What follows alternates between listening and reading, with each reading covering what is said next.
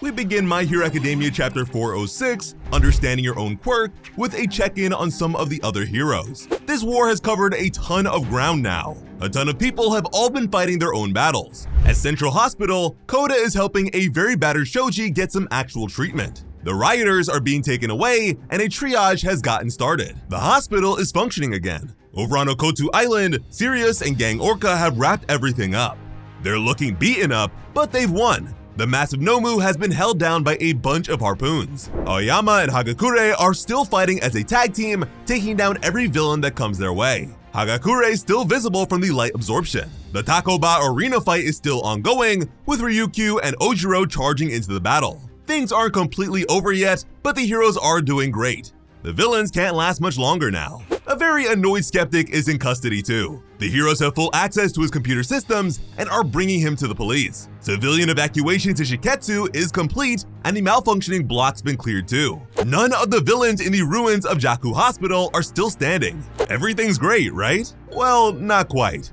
There's still no sign of Kurogiri, Eraserhead, or Present Mike. They just got warped away. Whatever's going on, it's probably not as simple as Kurogiri becoming Shirakumo again and saving his friends. Over on the roof of Central Hospital, Lady Nagan is still lying on the ground. She's struggling to stay conscious after that one last shot since it did so much damage to her body. She's thinking back to what Rock Lock said about putting their faith in DEKU. All their efforts are focused on supporting him. Lady Nagan tries to open her eyes, focusing on DEKU's name. Is she going to recover in time to help some more? She's in terrible shape, but going beyond your limits is what this series is built upon. One more bullet could really help the heroes. But before she can do anything, a massive explosion shakes the entire area. Everyone saw that, and a small figure right in the middle of the blast. This is the kind of attack that can level skyscrapers. All Might is still laying on the rooftop, just looking up at this explosion in awe of how fast Bakugo has become at this point. On the ground, the tiny edge shot actually has an explanation for this. Surprisingly, Bakugo outpaced Shigaraki at the end of their fight. And it wasn't just a fluke. It was him pushing his quirk on the brink of death. Dynamite was learning something new about his power, and it looks like he's finally figured it out. Bakugo has knocked All For One into a building-sized crater with that first blast. Now he's soaring above the city, grinning like a true demon. Bakugo isn't going to let up. He's gonna slam down on All For One, Armored Gauntlet first. The next attack will hit even harder. This man looks like a battle-crazed Mirko. There are even explosions coming from his teeth and hair. But All For One, groggy and laying in the rubble, has had enough. The master villain slowly pulls himself from the debris. He's wasted enough time trying to kill All Might. Bakugo isn't someone he's got a grudge with. The kid can wait. Over in the fight between DEKU and Shigaraki, the two paused. That blast was so huge and so close, it distracted them too. Shigaraki didn't see Bakugo's resurrection coming, but he's not bothered by it in the slightest. He just has to kill him some more. He's actually grinning at that idea. Destroying Bakugo again and again sounds like fun. Meanwhile, DEKU's trying to figure out what to do next. He's kept away from Shigaraki, using Danger Sense to avoid his attacks. Gear Shift has enough speed to make sure he can dodge anything. But DEKU doesn't have as many offensive options. He needs something to deal with an almost invulnerable foe who regenerates everything and can kill him with one hit. If he's gonna end this fight, he needs a way to counter this super quirk combo. And he's running out of time to make a plan. His next gear shift is going to be the last. It'll give him more speed and momentum, enough to at least try and do something. But it will blow back on him and stop him from moving afterwards. Still, what other option does he have? There's no way to get more time here. DEKU twists his hands, activating gear shift one last time. He's ready to try and finish this. Shigaraki grins, raising his palm, more than happy to get back to the brawl. This is a damn cool shot, but there is no way that DEKU is going to win this quickly. Nearby, Bakugo is roaring in excitement, while All For One isn't looking nearly as enthusiastic. Today, everyone is pushing their quirks to their limits. They are all going beyond. All For One's got the first big success. He launches himself off towards DEKU and Shigaraki before Bakugo can land another hit. Multiple buildings are reduced to rubble as he Demon King blasts right through them.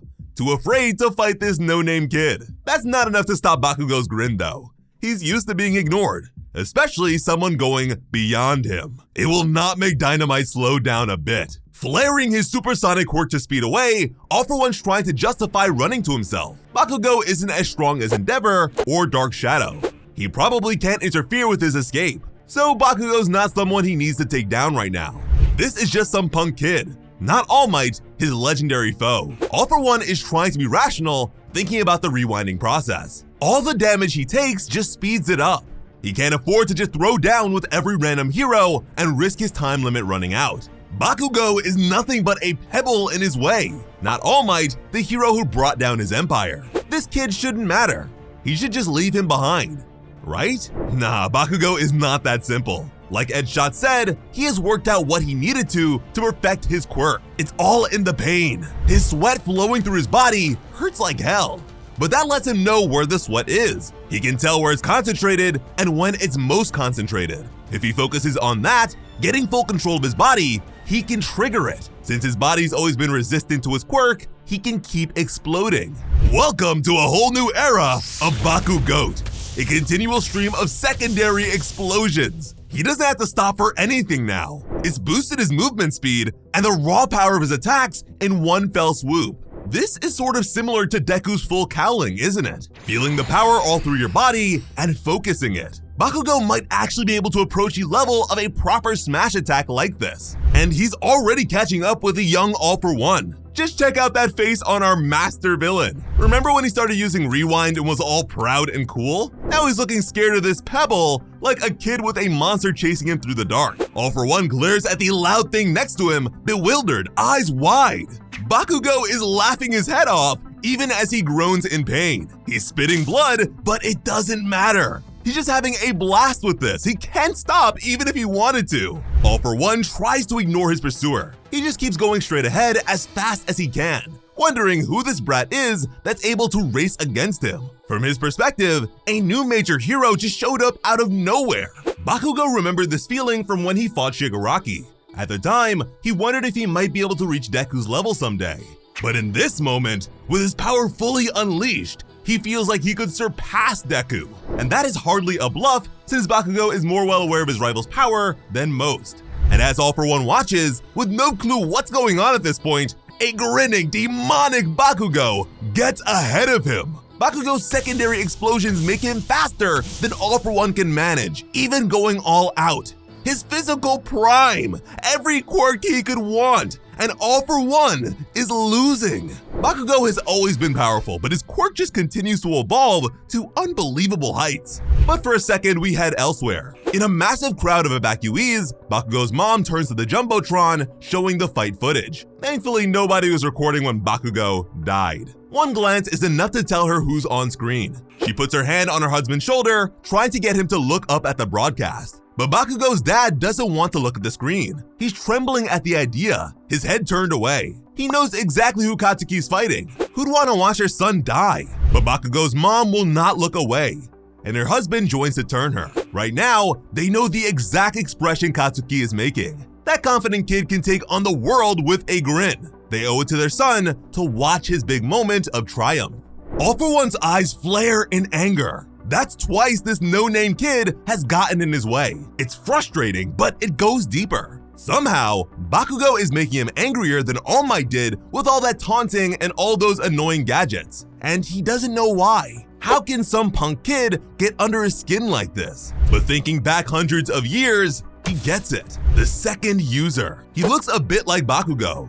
All For One remembers the time they met, him holding the rebel by the throat as a man confirmed that his brother, Yoichi Shigaraki, was dead, and that it was All For One that killed him. His hatred is driving this memory back. In his head, All For One's returned to a scene from many years ago when he killed this annoying man. And it's kind of amazing, because while they look a bit alike, the second user is so calm. He's kind of the opposite of Bakugo in everything other than his looks. He even had a weak quirk. The original gear shift could barely affect one bullet. He wasn't a physical threat, but All For One can't see that, because all he's thinking of is the moment when Yoichi got free and transferred One For All to this guy. If he hadn't done that, All For One wouldn't have lost his precious little brother. Really, that's what this is all about. It's why he's so obsessed with obtaining One For All beyond the obvious power it provides. With it, he would have his brother back forever. And it's already been made clear that All For One doesn't mind having him locked away. The second user is the only guy All For One hates more than All Might, the person he blames for all his problems. And he's somehow back again in the form of Bakugo. It's like he's been reincarnated or had an infuriating descendant. DEKU's even unlocked the second's quirk and turned it into a major threat. Today is the second user's big return.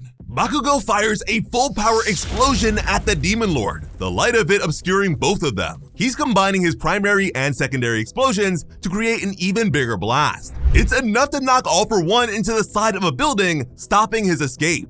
Bakugo just keeps going, somersaulting through the air, throwing out more explosions to control his movement, and turning around. Nothing is stopping him now. Furious, All For One screams that it is all Kudp's fault. He's beginning to lose his grip on reality, yelling at Bakugo like he is the second user. But Bakugo can't let that slide, roasting the old geezer for his failing memory. He makes it clear that he is not Kudp, he is Kacchan. He is straight up calling himself Kacchan now. Bakugo is finally feeling like he and DEKU are on the same level. He's embraced the nickname like Izuku embraces the name DEKU. And I am so glad we finally have a name for the second user. But it is a bit weird that we got his name before the third user. My Hero Academia has truly returned to proper form, my friends. It is back to being my most highly anticipated chapter release of the week, and I am so happy. I know you guys are too, and truly, the comments on these MHA chapters have been so amazing to read. I appreciate all your kind words. As always, I am Sliceable Otaku. Thank you all so much for watching and have an awesome